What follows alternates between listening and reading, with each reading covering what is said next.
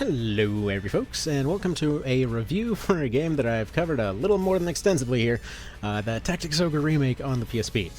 So this game requires a little bit of context before we get into it proper, because there's kind of a whole little back and forth relationship between FFT and Tactics Ogre and that kind of thing, where basically, to summarize the history behind the series a little more than briefly, there was a contest between several different companies kind of back in the day when SRPGs were still starting to become a thing. They picked this Matsuno guy, and they're like, hey, go do something interesting. So he made Ogre Battle, and they expected it to faceplant. This was basically like a almost RTS kind of situation with fantasy squads that would take over towns, and everything would react differently based on what you did. And, well, generally the response was, well, this was weird, but it was kind of interesting. Thank God I bought the guide, because otherwise I'd have no clue what was going on. And folks wanted to see more of this universe. So that's where we get Tactics Ogre for the SNES and PS1 later on down the line. Basically, the guy that makes it, or kind of the head decision maker behind it, ends up getting poached by Square to go make Final Fantasy Tactics. So you basically get one of the plot lines from TO that gets repurposed for FFT. They put some Final Fantasy skills on there. Whoop-de-doo-dah. But the weird part is, Tactics Ogre never really takes off in the States. It does pretty okay overseas, because they're super into the weird stuff at that point. But we haven't kind of hit that Lord of the Rings point where, you know, us stateside are finally into swords and wizards and stuff. So FFT comes out, and it ends up getting its popularity due to the brand recognition. But at the same time, Tactics Ogre tries to come out, and it just faceplants. They basically come out at the same time, and literally there were reviews saying, oh man, this thing ripped off FFT, but did it badly. Oh man, these complete nerds. And, you know, kind of backwards irony between those two. Anywho, War of the Lions gets remade. Tactics Ogre ends up coming out on the PSP with a remake. They both get remakes, and even though they were a decent bit apart, there was still that thing between the two of them where folks were like, oh man, here's this one over here, you know, the god of all games, and oh man, look at this filthy imposter over here. And, well, the funny part is, for folk, like, this is one of those games where if people really got into it, they really got into it, but if they tried coming into it expecting it to be something else, it typically bounced off. Because, all things considered, let me put it this way, every detail in this game is intentionally there. The thing is, it may not be what you expect it to be. So, like, let's say we have pretty much every skill from FFT, every kind of like previous class work from Tactics Ogre, or class perk, I apologize. But the thing is, they all function differently. And so if somebody comes into this thinking like, oh man, I just gotta get all my class levels up for my dudes, it's basically a background mechanic in this one. Or, like, let's say somebody comes in like, oh, I need to just go buy one skill that's going to dominate the entire game. It doesn't work that way. You see, this game, the best way I can put it, if you've played isometric RPGs, you'll be right at home here, because this is essentially what's going on, and it's also the reason that many folks that are looking at this one from other SRPGs get a little bit confused. Because all of the skill lists, all of the equipment is just basically a pile of different random details, right? They seem random at first, but once you realize how to actually combine these details, this is one hell of an experience. And actually, the other kind of criticism I saw thrown around a decent bit is, hey, I played so many SRPGs, I figured out archers were good, I beat the game, yeah, I did it, you guys, oh man, I got into New Game Plus and my archers don't work anymore, this thing's busted, oh man, this is stupid. So just so you know, this is one of those ones, kind of like Nier or Final Fantasy Tactics Advance, where basically you get through it your first time, and that's kind of when it turns off the training wheels. That's when things actually start getting serious. The AI brings counters to all of the powerful stuff. So since a lot of the systems on this are based off of stuff like Dungeons & Dragons from back in the day, you know, Brigandine and all that kind of business, you have what is effectively the same thing as Fireball in those rule systems in Archers, where you have one thing that's very powerful early on, but tends to repeatedly get itself countered more and more as time goes on. To explain why, they are a very simple class, right? Every class has its own little quirks, and honestly, even some of the super random-looking stuff does have a purpose. Actually, recently when I was going through it for the Details series, I was even blown away. Like, even a decade later, there's just so many little mechanics behind absolutely every single skill, item, whatever else. I'm not even going to start getting into too many of those, because I will literally be ranting here for hours again. But The point being, okay, why are archers how they are, right? They can only attack two ways as far as the game is concerned. They have a finisher, which is basically once you reach rank 2, and then every 2 ranks after that, for every one of your weapon abilities, they get a special move. That special move usually does not attack the same way that a normal attack would go. At the same time, if we look at some of their other abilities, what are their other ones? Either attack normally twice, or attack normally except now you're guaranteed to hit and crit. The thing is, there's an ability that more and more characters will repeatedly bring up throughout the course of the game, and that will be Deflect if we ever find it up here in this in the skill list. So every time that somebody's hit with an arrow, there is about a 5% chance they will completely negate it. So okay, that's not very impressive. Every time it goes up another rank, it goes about another 5%. Then you start seeing that bonus applied to equipment. Then you see a lot of the AI running around with like about 20 to 30, potentially up to 60% chance to just completely deflect arrows.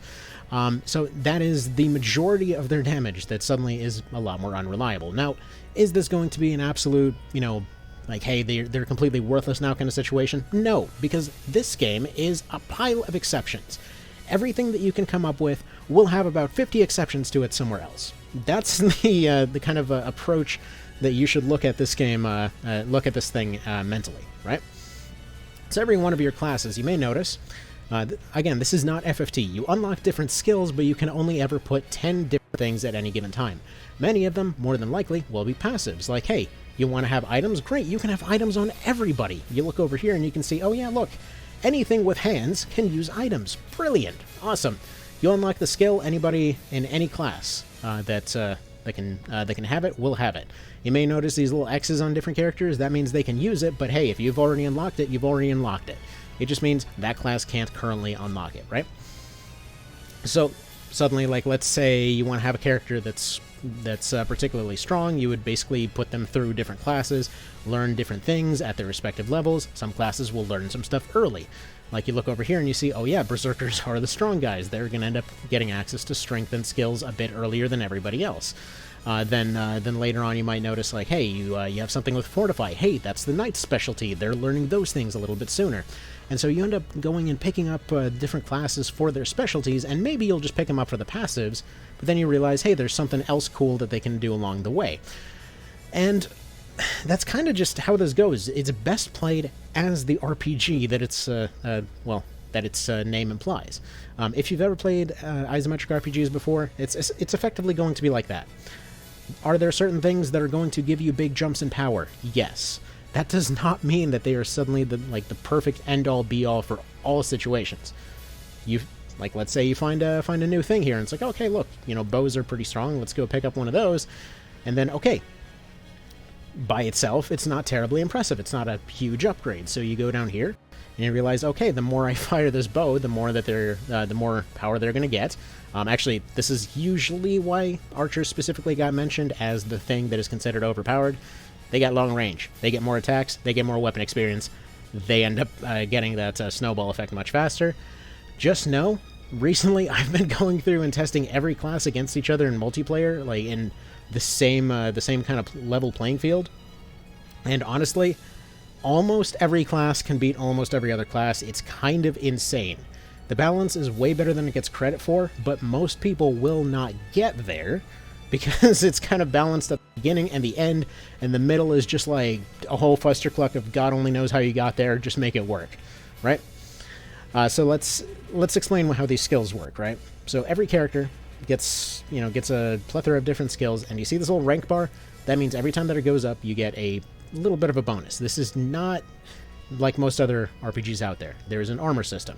What this is actually doing is making you more likely to penetrate armor using that particular thing. So you go over here, you see anatomy. This means that suddenly this character has 4 extra kind of penetrative attack versus everything that they attack if they're human. Okay, fantastic. Same thing here if they're doing it while firing a bow. That bow is also essentially assigned an ice element. Okay, so suddenly we start training ice to combine it with that.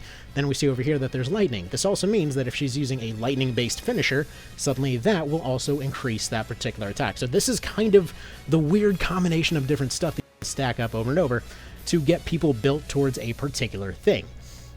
So again, this is not FFT. You can't like swap people out for 50 bajillion different things and they can all do different jobs. You have everybody doing one job. That is their they are a soldier. They are in an army. That is their thing. the dude does the shooting. They do the shooting. The other person does the stabbing with the spear. They do that.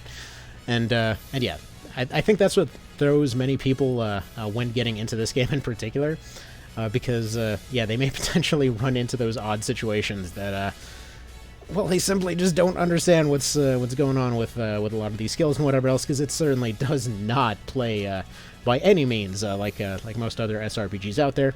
Again, closer to an isometric RPG in that regard.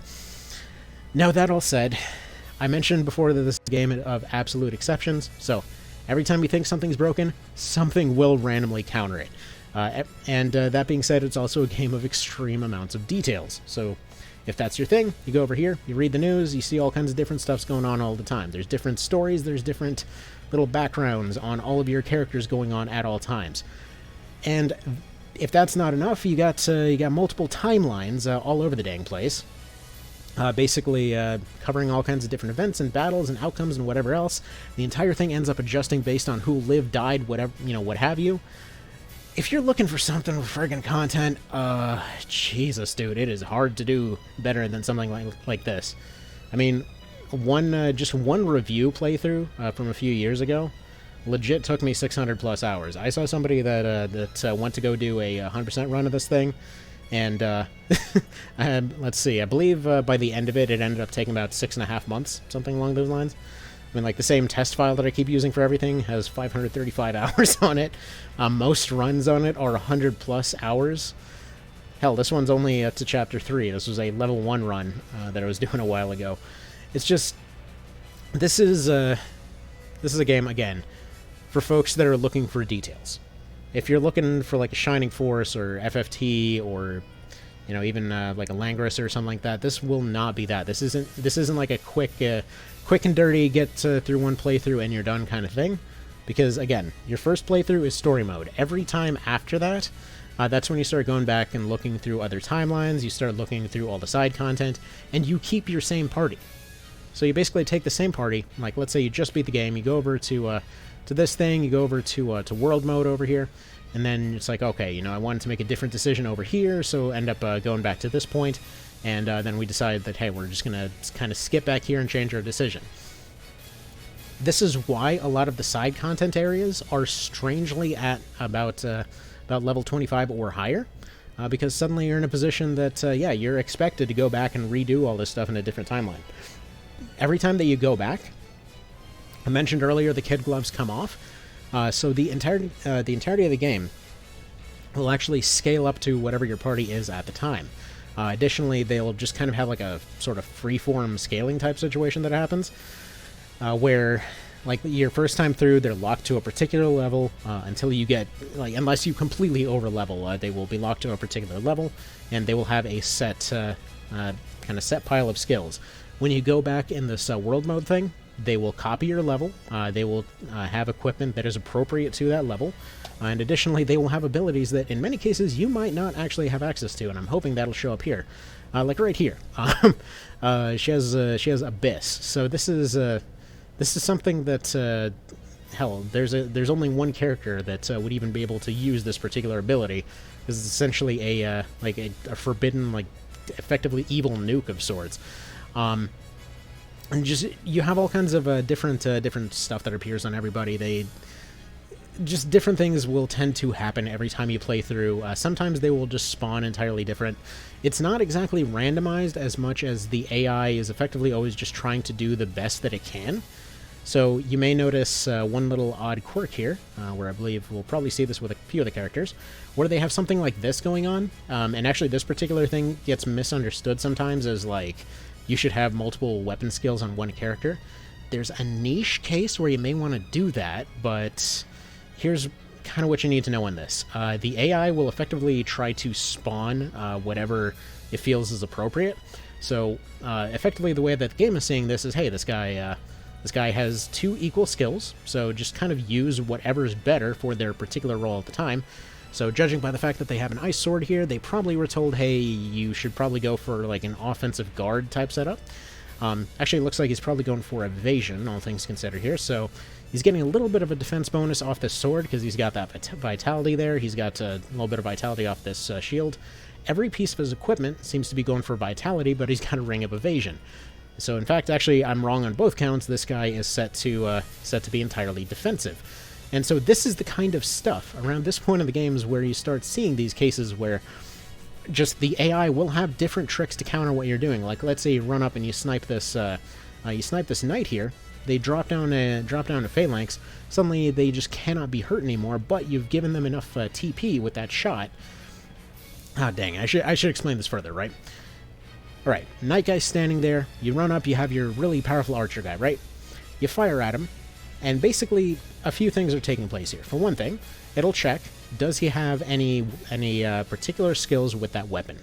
If somebody has the same weapon skill as somebody else, they will effectively have one less rank. Like, if you have a different weapon type on you, or like a different proficiency with a different type of weapon, you will automatically get a little bit of a defense bonus if that's coming your way. All skills with a rank, funnily enough, work this way. Meanwhile, he's also got Fortify. This basically says, okay, whatever the final damage calculation is, it's going to reduce that by 20%, give or take. Meanwhile, also, we see over here that he's got a lot of Vitality, meaning he's got a lot of physical toughness. So that is further going to be scaling down. Also, he's got slightly better evasion, but that's kind of whatever. So more than likely, he's going to get the hit for, let's say, like an 80 or so, and it'll end up giving him enough TP, that's that yellow bar on the top right, to use this ability right here, which will render him functionally immune to damage. And so let's say you make the mistake of attacking both these two. They have this Rampart Aura ability, which you can see are those little circly squares over there, which suddenly will cause them to both be an impenetrable wall here at the very front of the fight.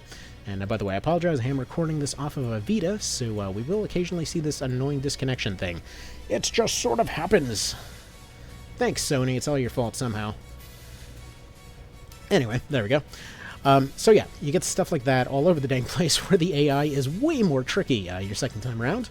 Is it going to be entirely unwinnable? No, but there's definitely going to be a lot more interesting stuff going on. And yeah, right there, right on the dang money, he's getting hit for a 76 if we shoot this crossbow at him. And I believe he's, yeah, right there. So he gets hit for that thing, it ends up critting on him, he ends up losing a little, I would say about 40% of his health. However, it doesn't matter because his next turn he's going to walk forward and that dude's about to turn invincible. Which suddenly means that while you're approaching, these two knights are sitting out in front, they are blocking your entire way forward. You might be thinking, wait, I'm gonna just snipe those bosses with my archers. If you can get them with one hit, fantastic. If you can't, they will run behind all their walls, they will pull forward their archers, they will pull forward their casters. This particular fight actually tends to be a bit of a noob trap that I've seen folks complain about several times, wherein yeah, they will effectively realize that okay, they run forward, they get their front line trapped, they can't get their big damage through, they can't go and snipe the character that they're used to sniping, and well, it's actually best, come to think of it, it's probably best to describe the archers as a bit like XCOM snipers in this game, where yeah, they're fairly basic. They have their one type of attack that they do, and sure, they do a lot of damage, but if anything brought sidestep, or if anything brought deflect, then more than likely they'll have a relatively easy time dealing with those archers. But all things come with exceptions. This is a game of exceptions, after all. Like right there, deflect and a counter with gel. It's like, it's beautiful. I love the systems in this game. You know what? It does not play like any other SRPG out there, and good God, that is not a bad thing. It's one of the kind of potentially trickiest SRPGs that you're ever going to run into, because it's of an entirely different genre, and in many cases stuff may not work for reasons that may not be immediately clear. So let's say stuff like strengthen, right? So say somebody attacks, and this is going to be super simplified because this is not at all exactly how it works, but like let's say somebody has 50 defense, they're attacked by somebody with 100 attack on their weapon, right? We're not taking anything else into account. So there's 50 left over, and that person has Fortify that ends up scaling down that damage down to a 30.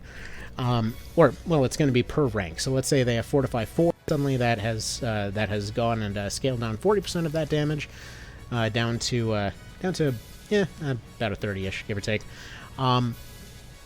So, potentially, for something that small, it may not be necessary to actually keep Fortify around. It might be more worthwhile if somebody's only taking plink damage to actually instead equip something like Sidestep so they just avoid it entirely, or Deflect to, again, just try and avoid it entirely. It all depends entirely on what you feel your odds are going to be better suited towards.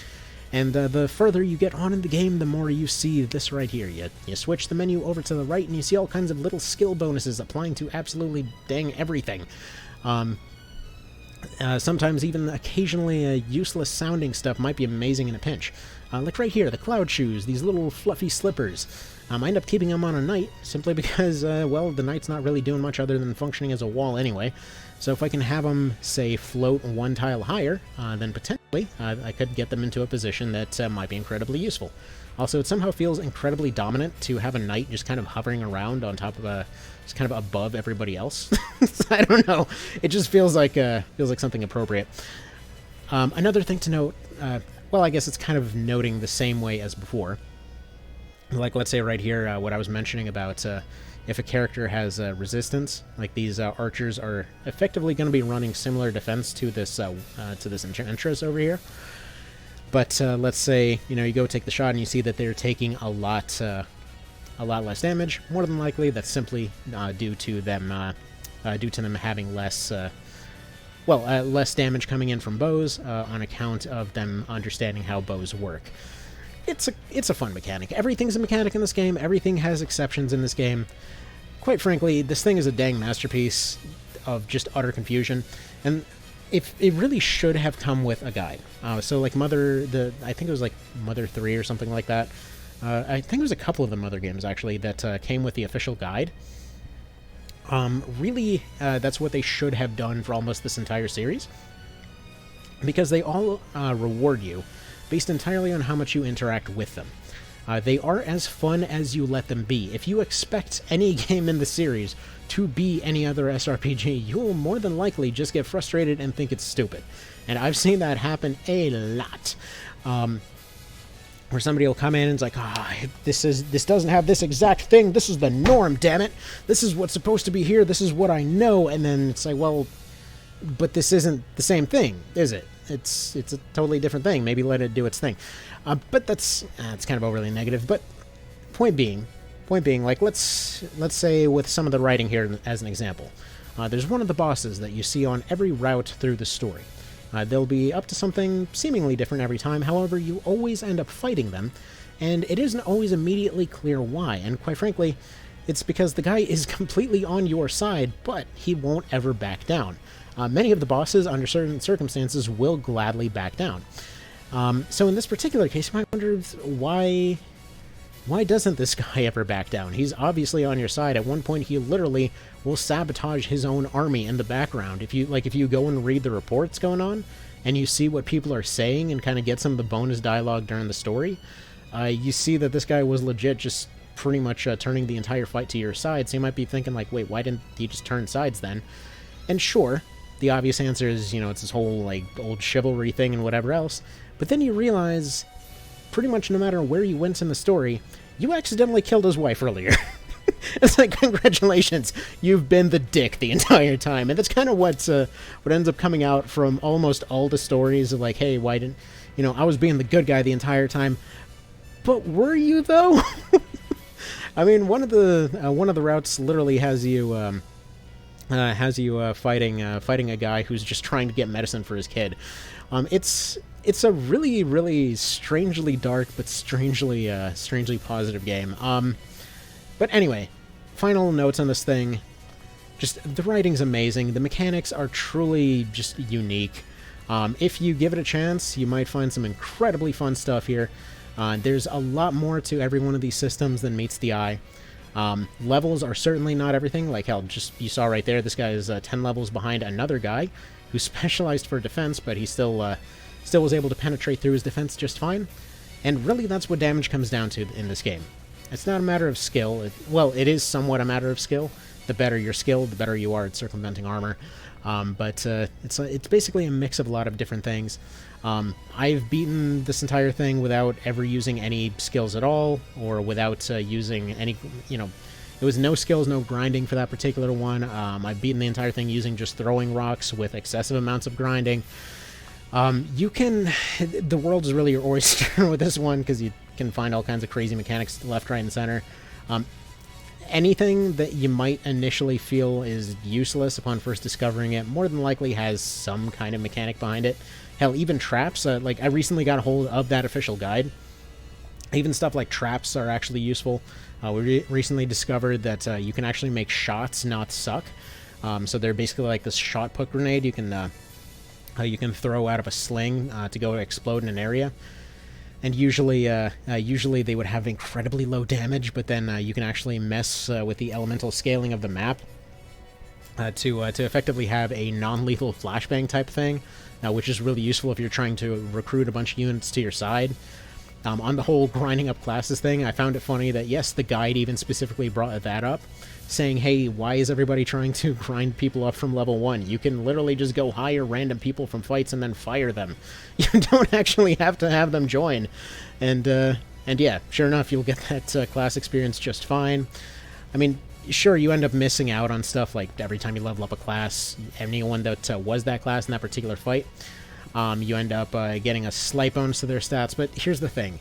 Don't get carried away with trying to grind up everyone's stats or whatever else.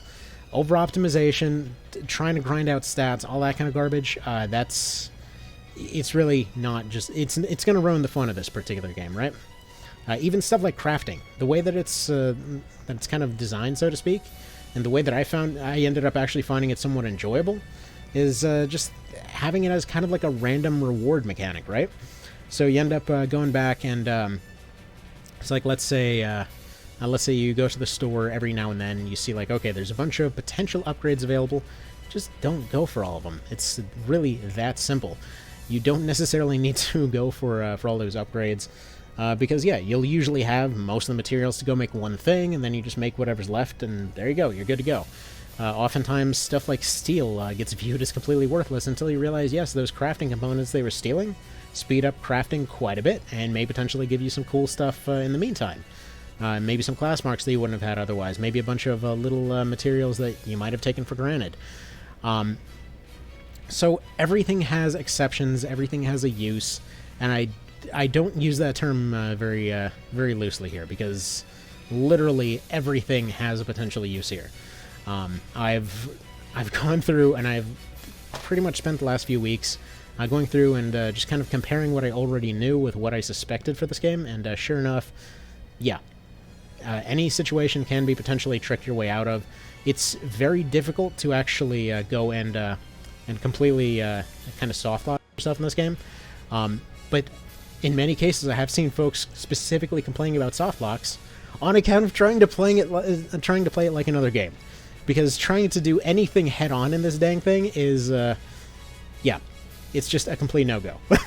This is not a head-on kind of game. You can find some openings to pull it off that way, but this is most certainly not a head-on kind of game.